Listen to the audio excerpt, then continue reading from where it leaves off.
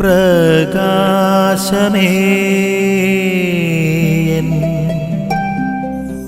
മിഴി തുറക്കുക വേഗം.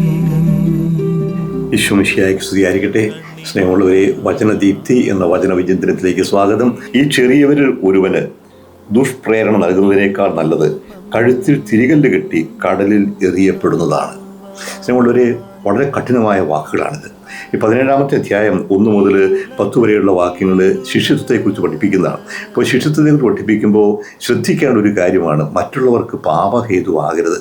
എൻ്റെ ജീവിതം, എൻ്റെ ശൈലി, എൻ്റെ പ്രവർത്തനങ്ങൾ ആർക്കെങ്കിലും അത് ഒരു പാപത്തിലേക്ക് നയിക്കുന്ന അവസരമാകുന്നെങ്കിൽ അത് വലിയ തിന്മയാകും.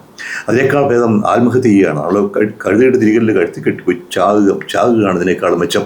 വളരെ കഠിനമായ വാക്കുകളാണ്.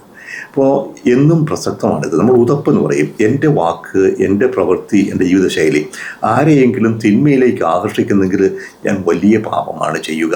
ഇന്ന് ഏറെ പ്രസക്തമാണ്. നമ്മുടെ പരസ്യങ്ങൾ, നമ്മുടെ ജീവിതശൈലികൾ, പ്രചരണങ്ങൾ എല്ലാം സമ്പത്തിൻ്റെ പിന്നാലെ ഉള്ള പരക്കാൻ പാച്ചിൽ, എന്തെല്ലാം കാര്യങ്ങളാണ്.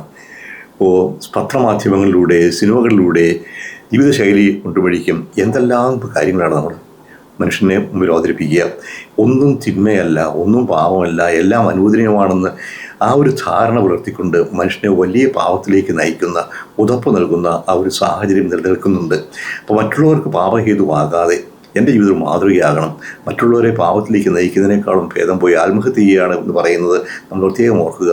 ഇന്ന് വലിയ പ്രസക്തിയുണ്ട്. അത് പത്രമാധ്യമങ്ങളായിരിക്കാം, സിനിമകളായിരിക്കാം, ജീവിതശൈലിയായിരിക്കാം, ക്ലബ്ബുകളായിരിക്കാം, എന്തുമാകട്ടെ, മറ്റുള്ളവരെ പാപത്തിലേക്ക് നയിക്കുന്ന ഏതെങ്കിലും രീതിയിലുള്ള എൻ്റെ ചിന്താഗതിയോ പ്രവർത്തനമോ ഉണ്ടെങ്കിൽ തിരുത്തുക, അല്ലെങ്കിൽ അത് വലിയ അപകടമായിരിക്കും എന്ന കാര്യം ഓർക്കുക. അതിനോട് പ്രധാനം ചെയ്യട്ടെ. നിൻ വഴിയേ